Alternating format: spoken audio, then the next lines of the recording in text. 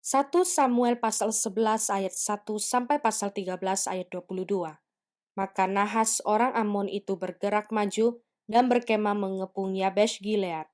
Lalu berkatalah semua orang Yabesh itu kepada Nahas, "Adakanlah perjanjian dengan kami, maka kami akan takluk kepadamu."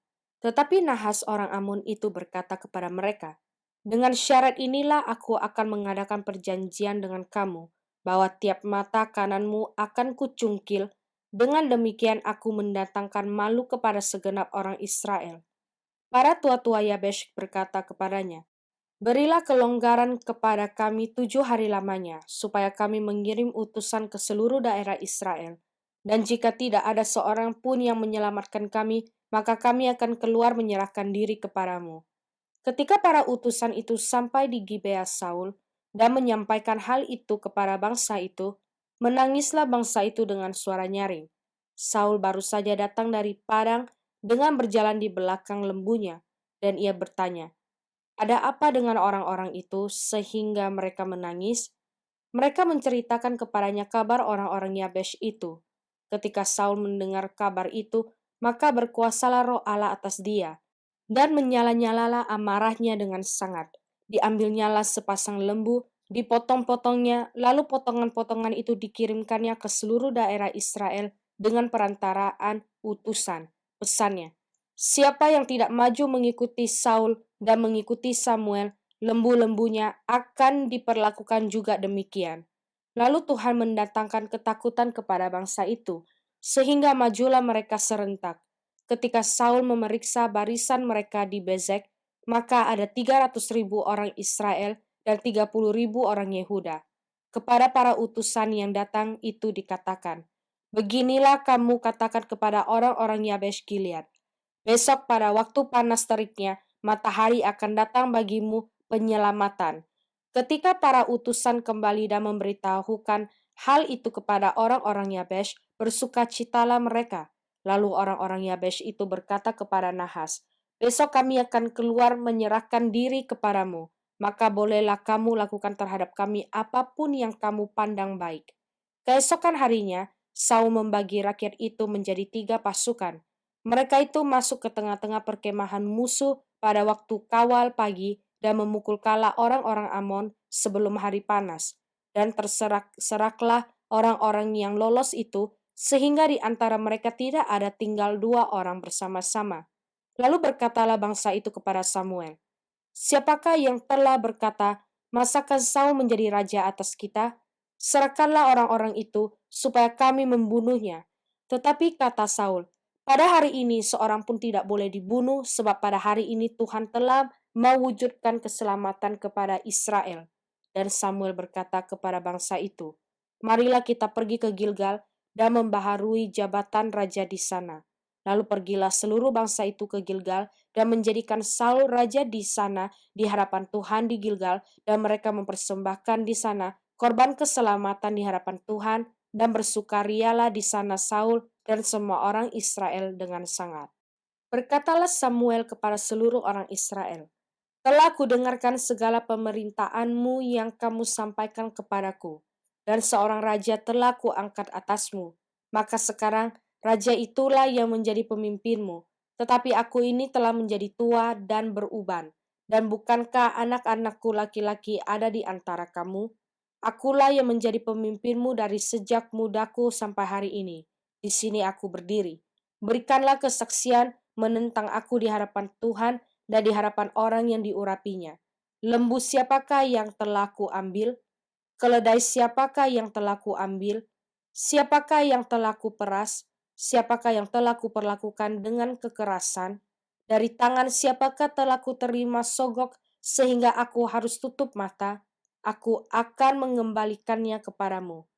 Jawab mereka, "Engkau tidak memeras kami dan engkau tidak memperlakukan kami dengan kekerasan, dan engkau tidak menerima apa-apa dari tangan siapapun."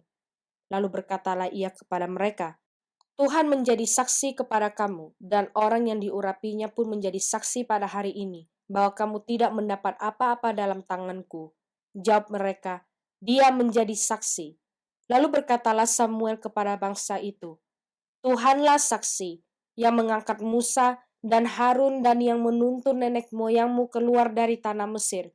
Maka sebab itu, berdirilah supaya aku bersama-sama dengan kamu berhakim di hadapan Tuhan mengenai segala perbuatan keselamatan Tuhan yang telah dikerjakannya kepadamu dan kepada nenek moyangmu. Ketika Yakub datang ke Mesir dan nenek moyangmu berseru-seru kepada Tuhan, maka Tuhan mengutus Musa dan Harun yang membawa nenek moyangmu keluar dari Mesir dan membiarkan mereka diam di tempat ini. Tetapi mereka melupakan Tuhan Allah mereka, dan ia menyerahkan mereka ke dalam tangan Sisera, panglima tentara di Hasor, dan ke dalam tangan orang Filistin dan Raja Moab yang berperang melawan mereka. Mereka berseru-seru kepada Tuhan, katanya, kami telah berdosa sebab kami telah meninggalkan Tuhan dan beribadah kepada para Baal dan para Asyitoret. Maka sekarang lepaskanlah kami dari tangan musuh kami, maka kami akan beribadah kepadamu. Sesudah itu Tuhan mengutus Yerubbaal, Barak, Yefta dan Samuel dan melepaskan kamu dari tangan musuh di sekelilingmu, sehingga kamu diam dengan tenteram.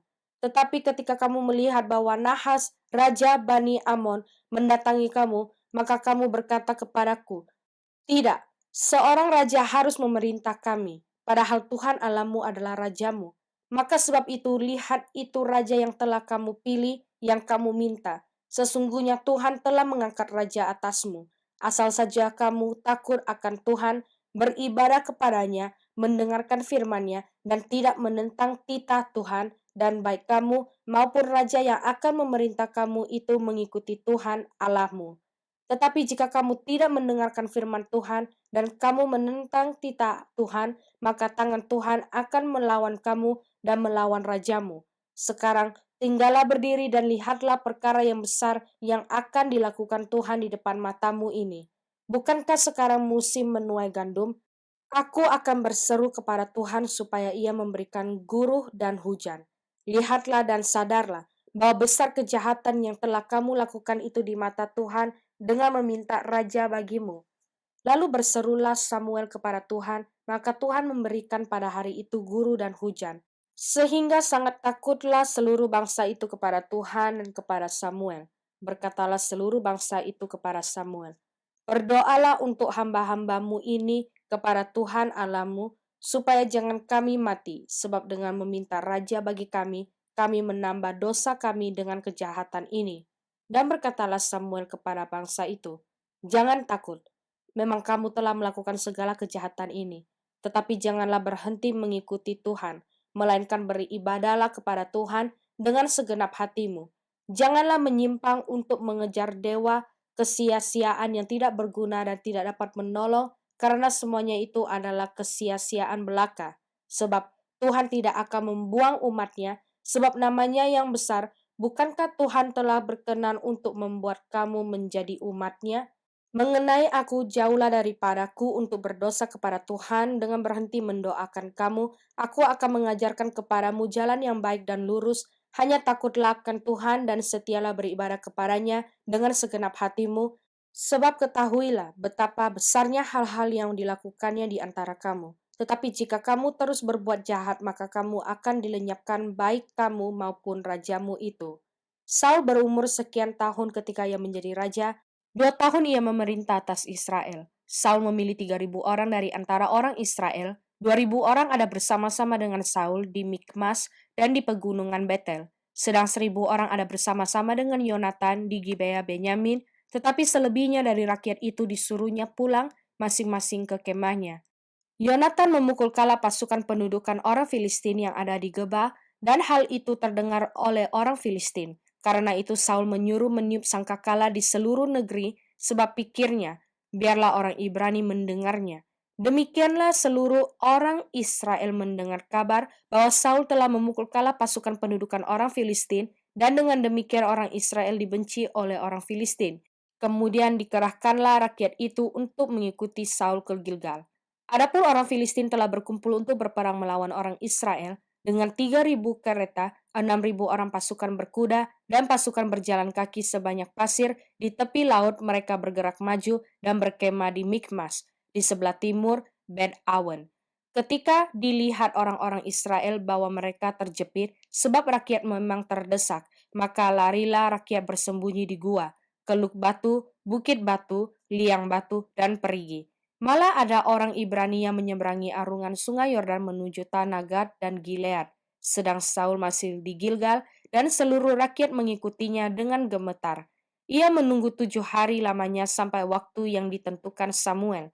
Tetapi ketika Samuel tidak datang ke Gilgal, mulailah rakyat itu berserak-serak meninggalkan dia. Sebab itu Saul berkata, "Bawalah kepadaku korban bakaran dan korban keselamatan itu." Lalu ia mempersembahkan korban bakaran. Baru saja ia habis mempersembahkan korban bakaran, maka tampaklah Samuel datang. Saul pergi menyongsongnya untuk memberi salam kepadanya. Tetapi, kata Samuel, "Apa yang telah kau perbuat?" Jawab Saul, "Karena aku melihat rakyat itu berserak-serak meninggalkan aku, dan engkau tidak datang pada waktu yang telah ditentukan, padahal orang Filistin telah berkumpul di Mikmas, maka pikirku, sebentar lagi orang Filistin akan menyerang aku di Gilgal, padahal aku belum memohonkan belas kasihan Tuhan. Sebab itu aku memberanikan diri, lalu mempersembahkan korban bakaran." Kata Samuel kepada Saul, "Perbuatanmu itu bodoh. Engkau tidak mengikuti perintah Tuhan Allahmu yang diperintahkannya kepadamu. Sebab sedianya Tuhan mengokohkan kerajaanmu atas orang Israel untuk selama-lamanya. Tetapi sekarang kerajaanmu tidak akan tetap. Tuhan telah memilih seorang yang berkenan di hatinya, dan Tuhan telah menunjuk dia menjadi raja atas umatnya, karena engkau tidak mengikuti apa yang diperintahkan Tuhan kepadamu." Kemudian berangkatlah Samuel dan pergi dari Gilgal ke Gibea Benyamin.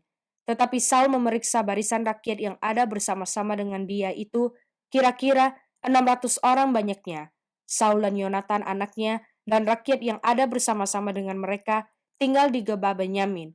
Sedang orang Filistin berkemah di Mikmas, maka keluarlah orang-orang penjara dari perkemahan orang Filistin dalam 3 gerombolan.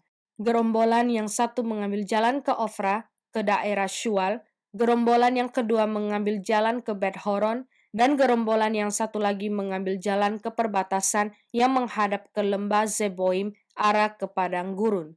Seorang tukang besi tidak terdapat di seluruh negeri Israel, sebab orang Filistin berkata, "Jangan-jangan orang Ibrani membuat pedang atau tombak." Jadi semua orang Israel harus pergi kepada orang Filistin untuk mengasah mata bajaknya, beliungnya, kapaknya, atau aritnya masing-masing. Adapun bayarannya ialah 2/3 shikal untuk mata bajak dan beliung, dan 1/3 shikal untuk mengasah kapak dan untuk memasang kusa, sehingga pada hari pertempuran itu sebilah pedang atau lembing pun tidak terdapat pada seluruh rakyat yang ada bersama Saul dan Yonatan. Tetapi Saul dan Yonatan anaknya itu masih mempunyainya. Mazmur pasal 63 ayat 7 sampai ayat 12. Apabila aku ingat kepadamu di tempat tidurku, merenungkan engkau sepanjang kawal malam. Sungguh engkau telah menjadi pertolonganku, dan dalam naungan sayapmu aku bersorak-sorai. Jiwaku melekat kepadamu, tangan kananmu menopang aku. Tetapi orang-orang yang berikhtiar mencabut nyawaku akan masuk ke bagian-bagian bumi yang paling bawah. Mereka akan diserahkan kepada kuasa pedang, mereka akan menjadi makanan anjing hutan. Tetapi raja akan bersuka cita di dalam Allah. Setiap orang yang bersumpah demi dia akan bermegah, karena mulut orang-orang yang mengatakan dusta akan disumbat. Amsal pasal 14 ayat 4. Kalau tidak ada lembu, juga tidak ada gandum, tetapi dengan kekuatan sapi banyaklah hasil. Yohanes pasal 4 ayat 27 sampai ayat 54. Pada waktu itu datanglah murid-muridnya dan mereka heran bahwa ia sedang bercakap-cakap dengan seorang perempuan. Tetapi tidak seorang pun yang berkata, "Apa yang engkau kehendaki?" atau "Apa yang engkau percakapkan dengan dia?" Maka perempuan itu meninggalkan tempayannya di situ lalu pergi ke kota dan berkata kepada orang-orang yang di situ, "Mari, lihat, di sana ada seorang yang mengatakan kepadaku segala sesuatu yang telah kuperbuat. Mungkinkah dia Kristus itu?" Maka mereka pun pergi keluar kota lalu datang kepada Yesus. Sementara itu, murid-muridnya mengajak dia, katanya, "Rabi, makanlah." Akan tetapi ia berkata kepada mereka, "Padaku ada makanan yang tidak kamu kenal." Maka murid-murid itu berkata seorang kepada yang lain, "Adakah orang yang telah membawa sesuatu kepadanya untuk dimakan?"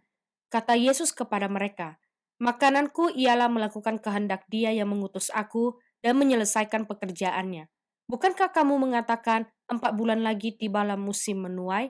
Tetapi aku berkata kepadamu, lihatlah sekelilingmu dan pandanglah ladang-ladang yang sudah menguning dan matang untuk dituai. Sekarang juga penuai telah menerima upahnya dan ia mengumpulkan buah untuk hidup yang kekal.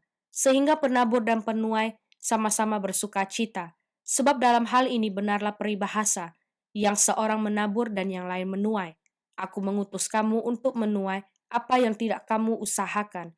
Orang-orang lain berusaha dan kamu datang memetik hasil usaha mereka. Dan banyak orang Samaria dari kota itu telah menjadi percaya kepadanya. Karena perkataan perempuan itu yang bersaksi, ia mengatakan kepadaku segala sesuatu yang telah kuperbuat. Ketika orang-orang Samaria itu sampai kepada Yesus, mereka meminta kepadanya supaya ia tinggal pada mereka, dan ia pun tinggal di situ 2 hari lamanya. Dan lebih banyak lagi orang yang menjadi percaya karena perkataannya.